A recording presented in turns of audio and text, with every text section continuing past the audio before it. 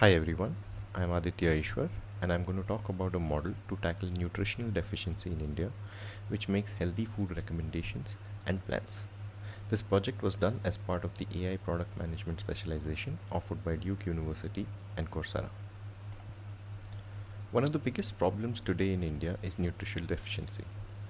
This problem exists not just in rural areas where education and income are lower, but also in urban areas where education and income are higher. This problem requires a solution which will guide and educate people to make healthier choices, but at the same time do it in a way which is sustainable from a habit perspective. The problem of nutritional deficiency exists due to a lack of awareness, no targeted planning and monitoring. Nutritional deficiency impacts people's lives through multiple diseases. Therefore, our goal is to create an environment where the instances of such diseases is reduced by at least 50%. This is a big number since the population affected by this is quite large. The target group here is a mix of both urban and rural populations since deficiencies are found equally in both groups. Awareness is low since there aren't focused educational drives, and improvement is slow or non-existent since there are no tools currently available which provide correct information, healthy recommendations and sustainable plans. Since we are targeting meal planning, ideally the system should provide recommendations at least 48 hours prior to the start of the plan so as to give the user time to purchase the ingredients. Such a system can be classified as a success only if users demonstrate a nutritional completeness of more than 90% and also follow the recommended plans 90% of the time.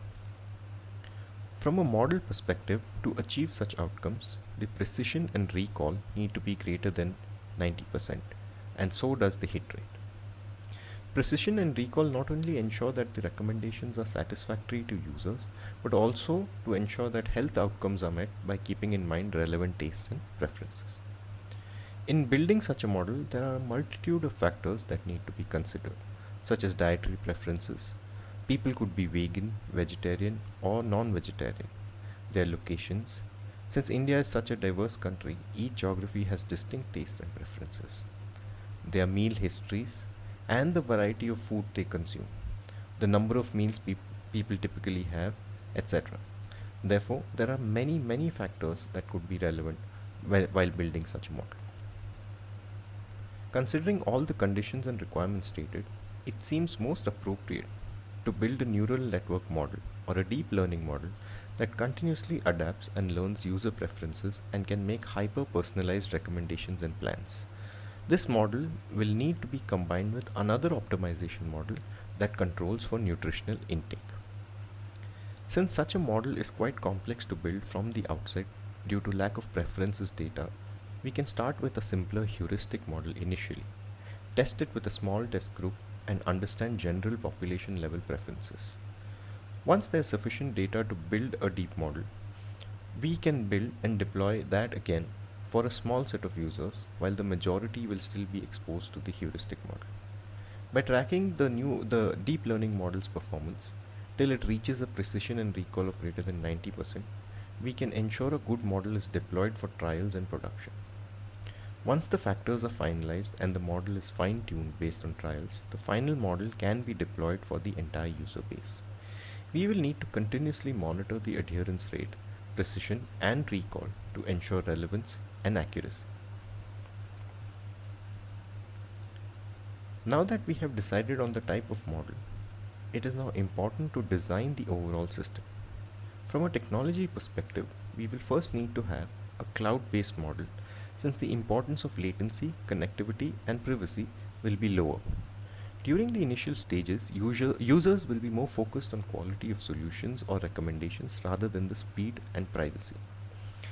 Over time, once users are familiar and have built new habits, apart from the quality of recommendations, they will also need hyper-personalization and immediate recommendations when they want replacements. Therefore, over time we will need to move from a hybrid system which can give live recommendations.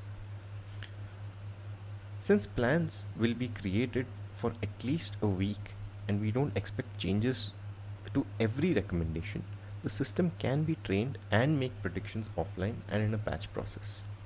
Even with the move towards hyper specialization over time, this system will work since these recommendations are not changing multiple times a day. It is important to be aware of the risks and challenges of building such a model and system. For example, training the model with correct representative data poses a major challenge since the level of diversity in the Indian population is extremely high. This diversity comes from geographies, income distributions, and social classes. Moreover, due to these same diversity factors, hyper-personalization too becomes challenging with expected high volumes of data. India overall is a poor country, and hence we will also need to factor in that edge-based models can be difficult to implement since not everyone will have flagship devices which have the required computing capacity. Lastly, the level of internal migration is very high, with a majority of the younger population moving from rural areas to urban areas due to better jobs and economic opportunities. This can drastically affect the diversity of the data, and therefore learning may have to be more rapid and continuous. In summary, we are trying to tackle a very critical problem that requires deep behavioral changes. Since the ultimate solution of a deep learning model is quite complex, we will need to build it out patiently from a simpler model. The deep learning model is the best suited for this use case since we need to keep adapting to user preferences and habits. And we also need to cater to an extremely diverse population, and therefore the set of factors to consider is very large. With such diverse preferences and changing population preferences, we need to be cognizant of model decay and need to continuously monitor its performance, making sure it's making relevant recommendations all the time.